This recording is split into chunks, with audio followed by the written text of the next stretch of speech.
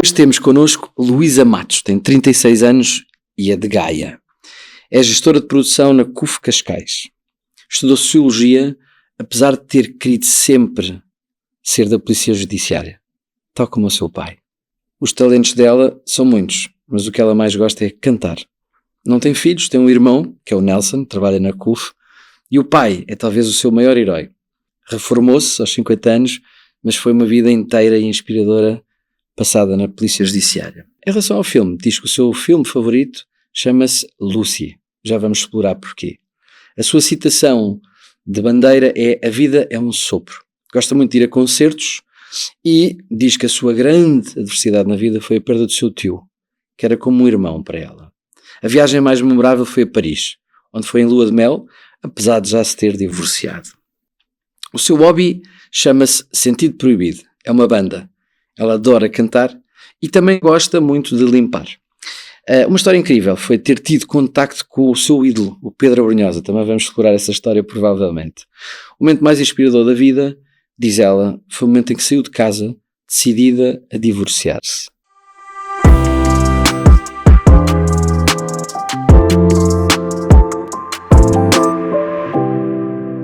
Bem-vinda, Luísa. Obrigado por estares aqui em estúdio connosco. Tenho a certeza que vamos ter uma conversa espetacular. Muito obrigada, Tiago. É um enorme gosto de poder estar aqui a partilhar um bocadinho da minha história. Eu não sei quantas vamos poder contar, mas sei que tens muitas. Vou começar por pedir-te, só para nós termos assim um bocadinho de consciência, de como é que vieste parar à CUF e qual foi o percurso que fizeste, porque, se eu bem me lembro, deves ter para aí umas 5 ou 6 funções diferentes com uma série de capítulos interessantes para explorar. É verdade, tem aqui algumas passagens. Eu entrei em 2010 na CUF através do meu irmão, o Nelson, conforme já referiste. Entrei para a recepção de Imagiologia, uma recepção onde ninguém queria estar, porque era uma recepção nova, com marcação de exames. Agora toda a gente marca exames, mas na altura era uma espécie de um bicho. E portanto entrei para a Imagiologia, estive lá durante cerca de 1 ano, e passado 1 ano, quando eu achava que já estava a dominar os processos, os fluxos, as marcações dos próprios clientes, tive uma notícia muito simpática da pessoa de referência, do meu irmão, o Nelson, que escondeu o segredo que queria esfiar o piso por onde eu estava. Por uma questão óbvia, o Nelson não podia ser meu chefe e eu tive que sair do serviço onde estava e passei para Pediatria e Ginecologia. Foi interessante mudar de serviço, sobretudo por conhecermos clientes diferentes. As expectativas são sempre diferentes em quem nos procura e, portanto, tive a oportunidade... Estás a falar em relação à Imagiologia, não é? Sim, em Imagiologia as pessoas vêm sempre bastante nervosas, não é? Existem exames de rotina, mas há outros exames que são para diagnosticar coisas que provavelmente podem ser graves, não é? Não há só as consultas de rotina, existem outras coisas e, portanto, as pessoas vêm bastante ansiosas, não falam muito, é só mesmo aquele momento de interação, marcar, faturar e, portanto, não existia ali um grande envolvimento.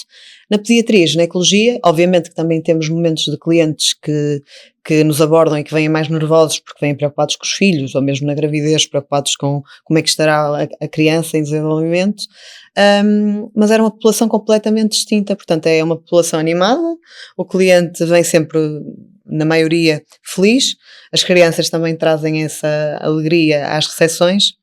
E, portanto, foi interessante perceber a diferença, como é que a mudança de um piso e de um serviço apenas transformou a forma como eu olhava os clientes. Depois de Pediatria e Ginecologia, fui convidada a ser Elo. Elo atualmente na direção de canais tem uma conotação diferente, para vocês entenderem um bocadinho melhor, todos os dias os nossos clientes precisam de passar recados aos nossos médicos, às nossas unidades, e a forma que eles têm de passar estes recados é através do nosso contact center. Como é impossível nós conseguirmos receber todas as chamadas dos nossos clientes, há sempre alguém, há sempre um ticket, uma comunicação que é enviada e é lida e tratada por alguém. Atualmente esta é a função de um Elo. Anteriormente, e no meu tempo, eu era uma espécie de informadora. Tudo o que se passava no hospital eu tinha a obrigação de passar neste caso ao contact center e vice-versa. Tudo aquilo que acontecia no contact center eu tinha que passar também para o hospital. E havia aqui uma espécie de mediação daquilo que poderia ser passível de vir a ser comunicado aos clientes, daquilo que não.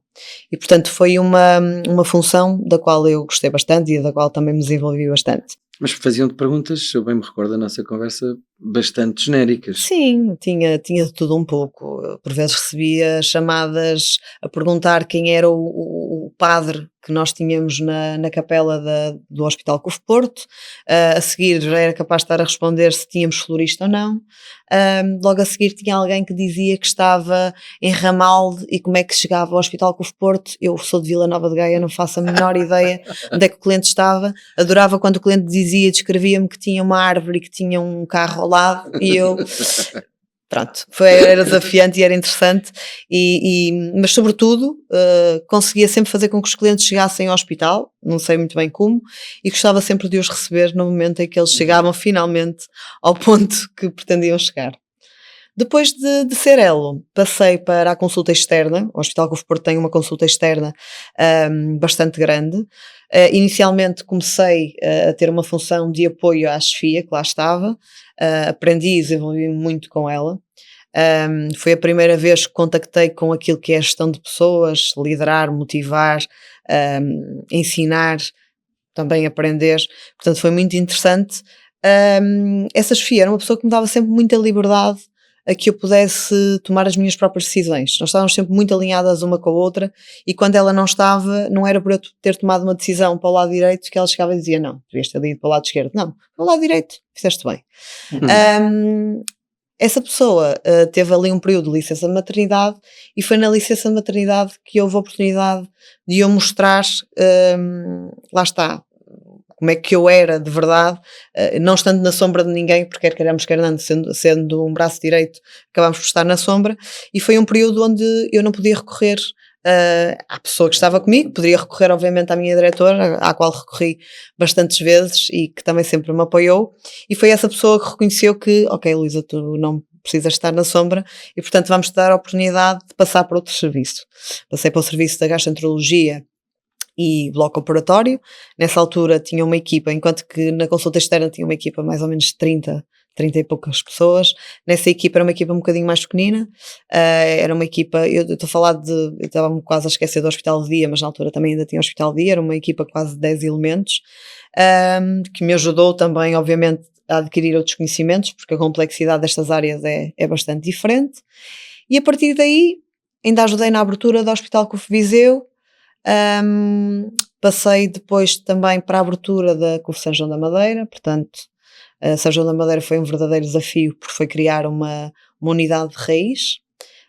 Nas unidades mais pequenas, certamente quem irá ouvir este podcast irá refletir e irá pensar exatamente aquilo que eu vou dizer. Nós neste tipo de unidades somos chamados para tudo. Há situações em que ok, é preciso falar com o médico, nós vamos falar com o médico, é preciso falar com o cliente, nós vamos falar com o cliente, mas existem coisas assim meio estranhas do género, Luísa, apareceu aqui uma aranha num gabinete, eu até tenho medo de aranhas, portanto era sempre desafiante. Eu era chamada para tudo, mas foi muito interessante o crescimento. Depois de São João da Madeira, tive um período na Covo Viseu, um período bastante difícil, mas acho que foi superado. Porquê é que dizes que foi difícil? Foi difícil porque eu primeiramente comecei por ir para Viseu só poucas vezes. Eu continuava em São João da Madeira, portanto ia 3 dias por semana em Viseu, e São João da Madeira ia 2 dias. Depois ainda entrei aqui numa fase de abertura da Covo Coimbra, portanto o tempo estava dividido entre estas 3 unidades. A Covo Coimbra foi mesmo só para ajudar na formação e abertura. Mas Viseu era uma unidade bastante desafiante, até que me pediram mesmo para me fixar durante um período de tempo lá, e tive cerca de 3-4 meses, onde lá está, tentei melhorar os níveis de serviço da unidade, os níveis dependentes. A parte administrativa deve-me estar a entender perfeitamente o que é que eu estou a querer dizer com isto. Mas foi desafiante pelas pessoas, porque lá está, a liderança é uma coisa que, do meu ponto de vista, se calhar há pessoas que não se revêem nisto. Eu acho que quem faz um líder são as equipas, e portanto eu noto que ao longo do tempo por onde passei, com as pessoas que lidei, a minha forma de liderar ia sempre de quem estava à minha frente. Eu fui adaptando. Há pessoas a quem eu podia dar mais autonomia, há pessoas a quem eu podia confiar mais facilmente. E depois canta, só ouvi dizer que esse capítulo acaba com uma grande festa. Uma É verdade, essa parte vai-me levar à Trindade. A Trindade foi outra das unidades. Lá está, quando eu achei que ia descansar, depois de Viseu, porque foi de facto desafiante, quando eu achei que ia descansar, entregaram-me a CUF Trindade. Ora, a CUF Trindade, que já ainda não era CUF Trindade, era, na sua maioria, senhoras, que já trabalhavam há muitos anos naquela instituição, eram pessoas que estavam bastante revoltadas e tristes com aquilo que aconteceu. Houve elementos que ficaram com a instituição da Trindade, houve outras que passaram para a CUF, e quem passou para a CUF achava que vinha para uma empresa que era como se fosse uma espécie de uma fábrica, portanto que ninguém iria olhar para elas e que ninguém iria cuidar delas. E portanto foi difícil. Eu tinha pessoas que por vezes pediam para tirar a tarde para uma consulta e eu dizia que sim, e ela dizia, mas pode mandar um e-mail a dizer isso. Portanto, desconfiavam da minha boa vontade. Foi foi uma passagem muito desafiante. Houve coisas que eu não consegui transformar e de facto a fase inicial de entrada na Trindade com estas senhoras foi de bastante resistência. Elas não confiavam em nada, tudo que era de bom elas ficavam de pé atrás a olhar para mim ou a olhar para nós, mas com o tempo elas foram percebendo que de facto podiam confiar e que estavam nas mãos certas e que nós queríamos cuidar do futuro delas e dar-lhes o melhor, e acho que lá está o melhor barómetro que acaba por medir a satisfação dos nossos colaboradores quando estão numa empresa são os nossos jantares de Natal ou de Reis. No Porto nós fazíamos uns jantares que eram os jantares de Reis, e eu recordo-me que na altura quando elas receberam o convite eu pensei, bem, vou ter meia dúzia de pessoas que lá vão aparecer, e não, indescritivelmente todas se inscreveram, levavam todas umas pulseiras que lhes ofereceram, aquelas pulseiras luminosas, entraram lá todas. Eu quando vi tinha a área administrativa, ou seja, toda a gente que me reportava estava toda lá no jantar, felizes, nunca tinha tido um jantar daqueles. Nesse dia eles tinham não só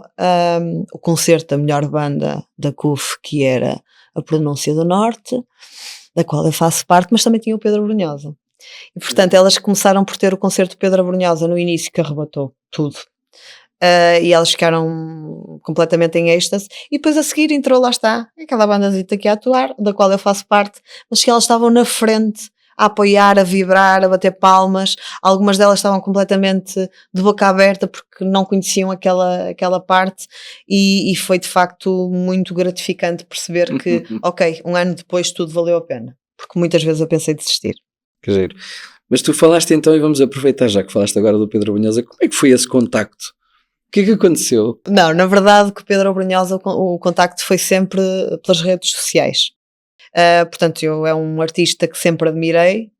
Com este concerto de proximidade, porque de facto podes assistir a um concerto e vês os músicos e vês o Pedro a interagir com eles e a dar-lhes ordens, coisas que passam ao lado de quem não está dentro da música, mas tu percebes que ele está a olhar e ok, vai entrar o guitarrista, a seguir vai ter que entrar o baixista, a seguir o baterista vai ter... Aquela dinâmica toda estava completamente... Não sei, eu fiquei de boca aberta o concerto inteiro.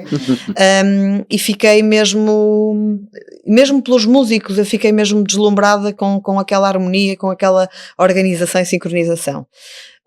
E recordo-me de ter enviado uma mensagem ao Pedro Brunhosa, e julguei eu, pronto, lá está, vou eu ser recebida como qualquer fã maluca, em que vai mandar uma mensagem a dar os parabéns por um tema que ele tinha feito na altura da pandemia. Portanto, eu na altura do concerto comecei a acompanhá-lo, porque depois entramos logo em pandemias, eu acho que foi dos últimos concertos que ele até deu, e depois mandei-lhe uma mensagem precisamente a agradecer uma música que ele tinha composto.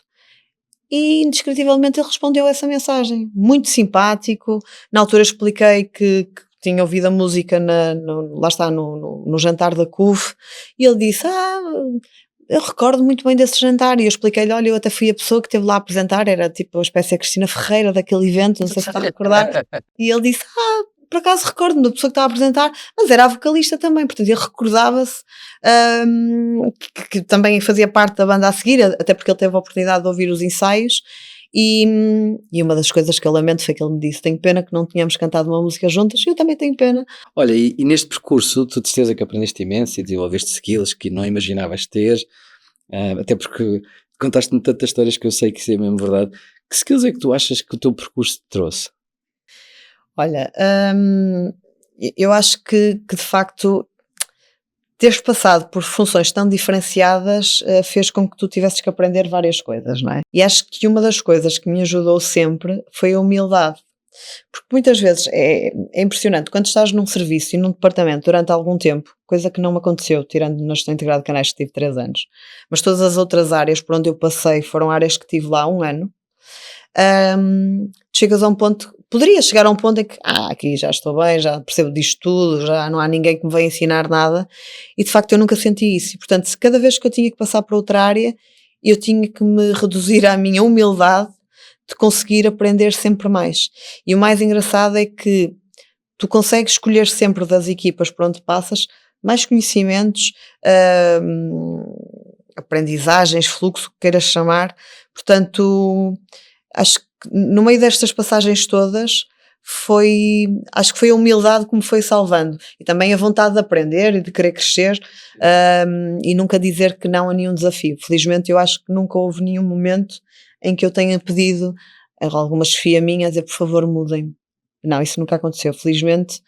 No meu caso foi sempre um percurso de crescimento e de facto passar por essas áreas todas fez com que eu conseguisse ter uma bagagem agora um bocadinho diferente.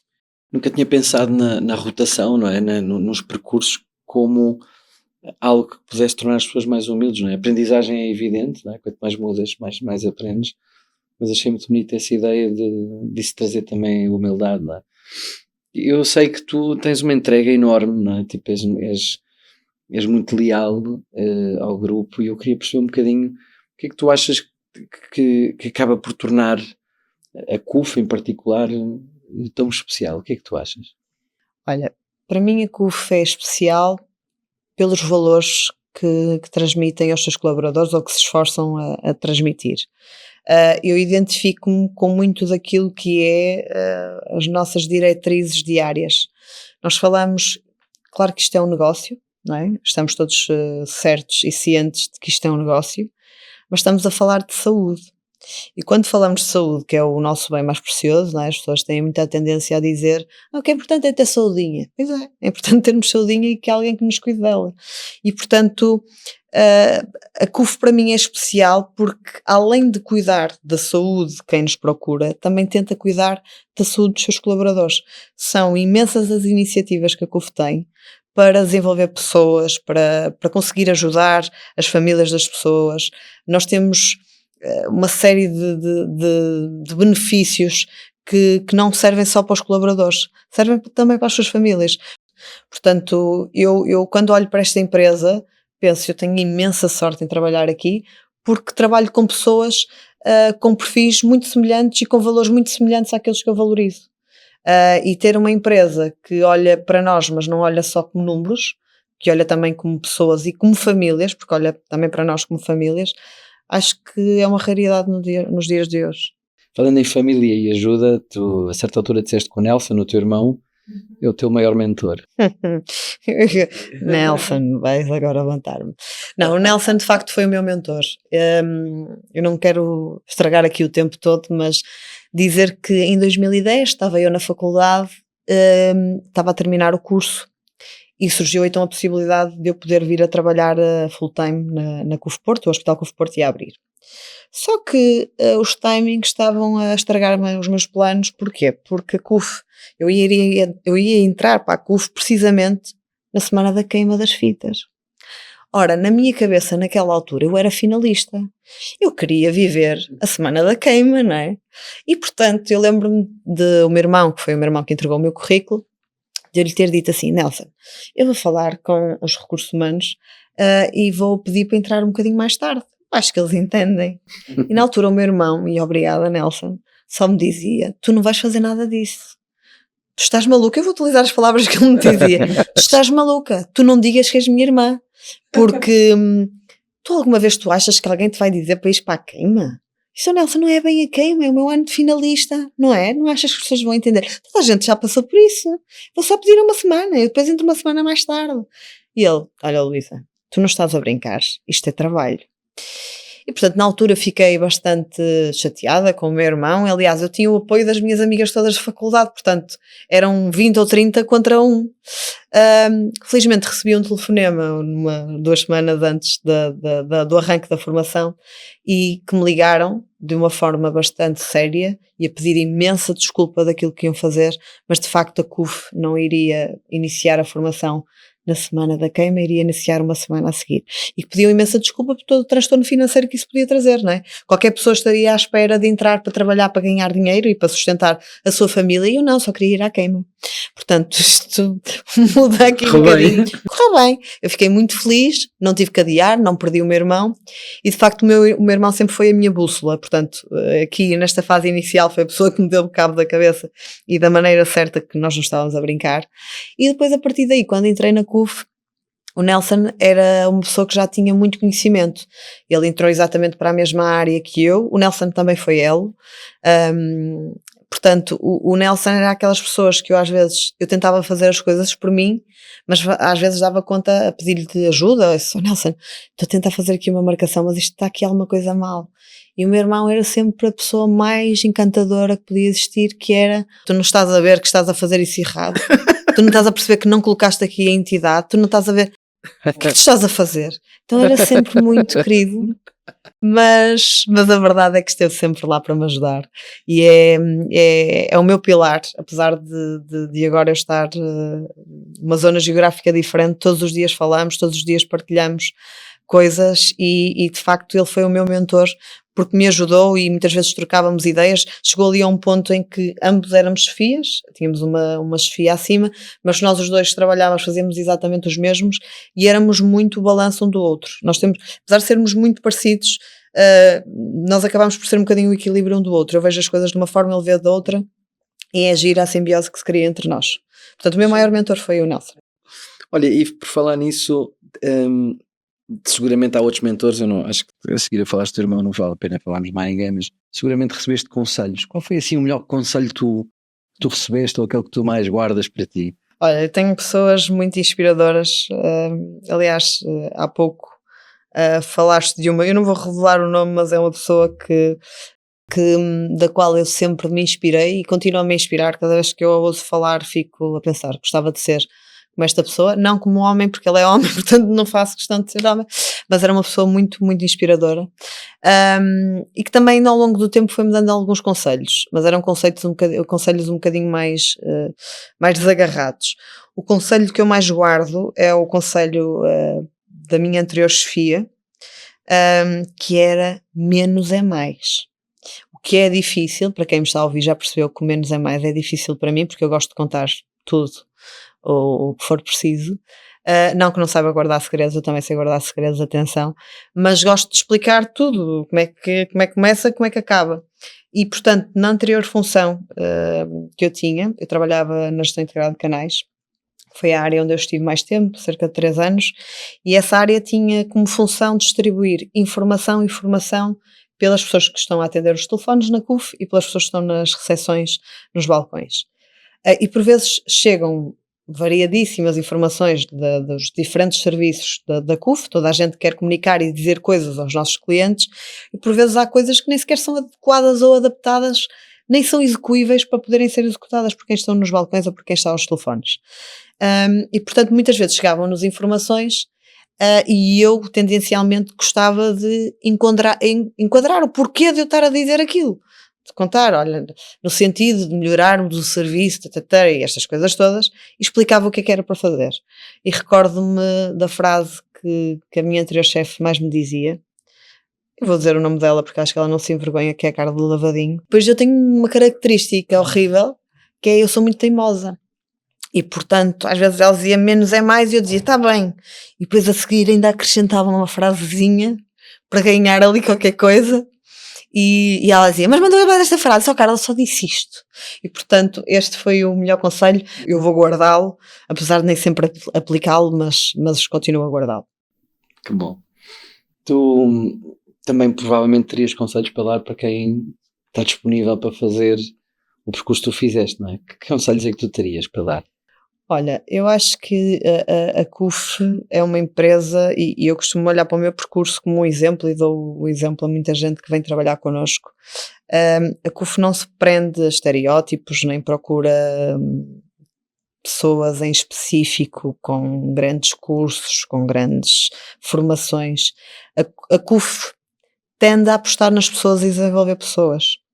E, portanto, é muito fácil tu entrares numa recepção hoje em dia, como me aconteceu a mim. Portanto, eu não sou um caso único. Felizmente, se falares com mais pessoas na CUF, conseguirás encontrar muitos mais casos iguais aos meus, melhores, provavelmente. Mas a CUF desenvolve, quando as pessoas são dedicadas, quando as pessoas se entregam, quando as pessoas realmente fazem bem o seu trabalho, a CUF está atenta, tem chefias muito atentas. E, portanto, é muito fácil tu fazes um percurso sempre de crescimento e de evolução, basta tu quereres. E, portanto, eu tenho recentemente um elemento da minha família que entrou para a CUF, portanto, qualquer dia, Dr. Salvador, isto vai mudar de nome, Salvador Mato, pronto, é agora que vou ser despedida. Não, mas a verdade é esta, tem um elemento que entrou recentemente para o Hospital CUF Porto, e eu digo-lhe muitas vezes isto, que é, se tu quiseres, tu podes chegar muito longe. Nem toda a gente entra para uma empresa e está à espera de virar gestor, seja o que for. Mas a verdade é que se fizermos um bom trabalho e se acreditarmos, se nos dedicarmos, se formos honestos com aquilo que são os valores da CUF, porque é muito fácil às vezes as pessoas irem para caminhos que não devem, mas se forem fiéis e se entregarem àquilo que é o trabalho delas, é muito fácil crescer e evoluir na CUF.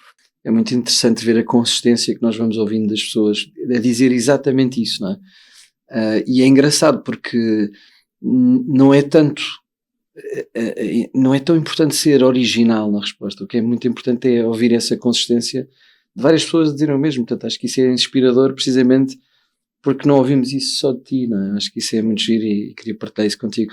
Eu gostava que tu partilhasses um bocadinho connosco, porque quando eu te perguntei que o momento mais inspirador da tua vida era o teu divórcio e tu estás decidida a sair de casa, eu gostava de perceber porquê e o que é que isso te... Tiago, eu tenho tendência a dizer coisas ao lado e a brincar, mas eu vou tentar me concentrar na resposta, ok? A verdade foi o momento mais inspirador porque de facto eu consegui concretizar algo que eu precisava e que do ponto de vista mesmo de saúde mental eu tinha que me libertar e não estava a conseguir.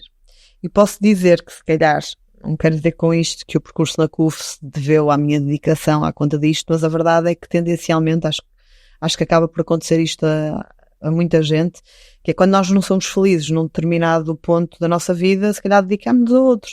E a esfera pessoal, como não era a mais aliciante, eu acabei por me dedicar muito à CUF, porque de facto eu não queria lidar com essa parte pessoal. Portanto, eu ter conseguido, talvez no pior ano da minha vida, tu há pouco referiste muito bem que o meu herói é o meu pai, talvez porque eu imagino com uma capa de super-herói na polícia judiciária a ir a correr atrás dos ladrões, mas sobretudo porque o meu pai sempre me inspirou, sempre me passou muitos valores e portanto eu agora começo a falar do meu pai, começo a ficar emocionada e um bocadinho perdida daquilo que queria dizer. Mas a verdade é que o meu pai, o ano passado não, há 2 anos, ficou bastante doente e uma pessoa que era completamente autónoma e muito racional, de um momento para o outro começou a baralhar tudo. E houve momentos de oscilação em que ele estava completamente baralhado e houve alguns momentos em que ele estava lúcido e um dos momentos de lucidez dele, não foi para comigo, mas foi para com uma tia minha, que disse que ele sentia que mais dia menos dia iria partir e portanto a pessoa que ele ficava mais preocupado em deixar era a mim, porque sabia que eu não era feliz. E isso mexeu bastante comigo. Lá está, eu estava a viver uma fase bastante difícil com o meu pai porque não o conseguia reconhecer. O meu pai estava mesmo muito diferente e num momento de lucidez a maior preocupação dele era a Luísa por não estar feliz e isso mexeu comigo. E mais tarde eu achei, lá está, que não iria ter forças de mudar nada. E recordo-me que ainda nesse ano perdi um outro tio meu, e então aí é que eu achei mesmo, não tenho forças para isto, eu não consigo sair daqui, eu não vou conseguir, olha, vou-me manter, pronto, olha, continuo a fazer o meu trabalho, e o resto, olha, é passatempo, também é só fim de semana que passo aqui, portanto o resto Mas não, houve um ponto de viragem e eu finalmente consegui pensar em mim, pensar naquilo que era melhor para mim e pensar que eu também merecia ser feliz noutra esfera e, portanto, ter tido a força de virar as costas a isto e deixar de ter pena. Isto, ter pena é um sentimento horrível, mas era o que eu sentia. E ter tido essa coragem de sair, para mim, é dos momentos mais marcantes da minha vida, dos quais eu me orgulho, apesar de estar a falar que foi um divórcio. Mas celebras isso pelo crescimento que veio a seguir, não é? Pela possibilidade de conseguires Tiago, ter... porque isto agora entrando aqui numa esfera muito, muito pessoal, mas eu também não, quem me conhece sabe perfeitamente que eu não tenho problemas nisso. Mas tu começares uma vida do zero, lá está, leva-te a que tu consigas pensar nas coisas de uma forma diferente. Mas para mim valia tudo. Eu só queria era ter paz, ter a minha felicidade, mesmo que no vazio. Mesmo que sem nada, ter que recorrer à minha família, ter tido ali alguns períodos, nunca passei fome nem nada disso, atenção, não fui viver para debaixo da ponte, também não tenho esse tipo de vida, mas a verdade é que fez com que deixasse tudo, todo o conforto, porque muitas vezes eu falo com pessoas, mas já viste, sabe-se de casa, vou para onde? Chegou para ali, a vida está difícil, encontrar casa é muito complicado, mas pá, eu nem pensei nisso. Eu nem pensei nisso. E se há aquelas pessoas, não, isto é meu, tu não levas isto. Eu não queria saber de nada, eu só queria sair daquele momento, viver a minha vida e foi muito duro, foi difícil, mas fez com que eu me tornasse, se calhar, hoje uma pessoa mais forte. Olha, e qual é que é a mensagem que tu gostavas que ficasse no teu episódio? Olha, a mensagem que eu gostava de deixar. Eu nem gostava de deixar nada, gostava já de fugir e ficar por aqui. Não, mas de facto eu acho que é importante que as pessoas que trabalham connosco, que trabalham na CUF, sejam pessoas felizes, sejam pessoas que se sintam bem naquilo que fazem. E eu acho que nós não precisamos de ir a hierarquias muito superiores, não é? Eu até acho que o trabalho mais bonito está naquelas pessoas que todos os dias lidam com os clientes e que têm a possibilidade de elas sim mudarem o curso daquilo que estão a fazer. Às vezes o administrativo acha que não está a fazer nada, mas está a fazer tudo. Muitas vezes um cliente está a pedir uma antecipação de uma marcação porque recebeu um diagnóstico do médico e está a pedir antecipação de um exame. Precisa fazer uma ressonância com maior brevidade. O administrativo é muito simples, vai ao sistema, olha, tenho vaga para dia 4 de junho. E o cliente diz, mas eu precisava para mais cedo, há essa possibilidade. Esta frieza, esta barreira que se cria, isto não é isto que se pretende. Portanto, teres a possibilidade de teres a vida daquelas pessoas, eu estou aqui a tornar a coisa um bocadinho mais romântica, mas isto não deixa de ser verdade. Tu tens a vida da pessoa nas tuas mãos. Tu facilmente pegas no telefone, ligas com um técnico, ou ligas com o serviço, ou falas com um médico, ou o que tu quiseres, e consegues uma antecipação. Porque se aquela marcação fosse para o teu familiar, imagina que a marcação era para o teu irmão, tu não ias fazer nada? Nós temos nas nossas mãos a possibilidade de poder fazer mais e melhor. Claro que às vezes não conseguimos esticar infraestruturas, nós não conseguimos pôr 2 pessoas na ressonância, não conseguimos, era bom um beliche numa ressonância, quem sabe, fica aqui uma ideia inovadora, mas nós não conseguimos fazer determinadas coisas, mas há muitas outras coisas que conseguimos fazer. E o facto de eu tinha muito este cuidado, é um cuidado, é uma pequena coisa, mas aconteceu-me isto muitas vezes na ginecologia, obstetrícia neste caso. Tu por vezes tinhas senhoras que saíam dos gabinetes completamente destroçadas, provavelmente receberam notícias que muitas pessoas que vão ouvir se vão refletir, e tu tens alguém que na recepção, eu fazia isto, eu não podia viver a dor dela, mas podia tentar atenuar. Eu pedia-lhe, olha, prefere sentar, e já falamos, se pretende fazer alguma marcação, dar-lhe um copo de água, chegar lenços, resguardá-las. Cheguei a pôr uma pessoa num gabinete, a pessoa estava de tal maneira, estava sozinha ainda para mais, de tal maneira destroçada, que eu levei-a para um gabinete para ela estar mais à vontade e recompor-se. Há tanta coisa que nós podemos fazer para melhorar a experiência de quem nos procura, porque nós somos seres humanos e acho que todos nós vamos ter, infelizmente, problemas de saúde, ou nós ou os nossos familiares, e acho que a CUF se diferencia quando tem os colaboradores certos a trabalhar com ela, e nós felizmente temos. Obrigado por isso, nunca tinha pensado nisso. Se esta pessoa fosse da tua família, acho que na saúde isso ainda faz muito mais sentido, não estando automóveis é um bocado irrelevante. Sim. Mas num negócio que também é um negócio tão bonito e numa causa destas, acho que faz toda a diferença, não é? Nós pensarmos que a pessoa que temos de serviço podia ser família, não é só os nossos colegas, os nossos colaboradores, a própria família, não é, Mel? Mas acho que isso é uma ideia muito inspiradora. Vou roubar. Melhor, vou importar, porque se roubasse tu ficavas sem ela. Assim vou levá-la e tu também ficas com ela. Eu partilho. Mas sabes que a CUF tem durante muito tempo, teve e tem esse modo de cuidar mais. E acho que de facto o conceito de empatia faz toda a diferença.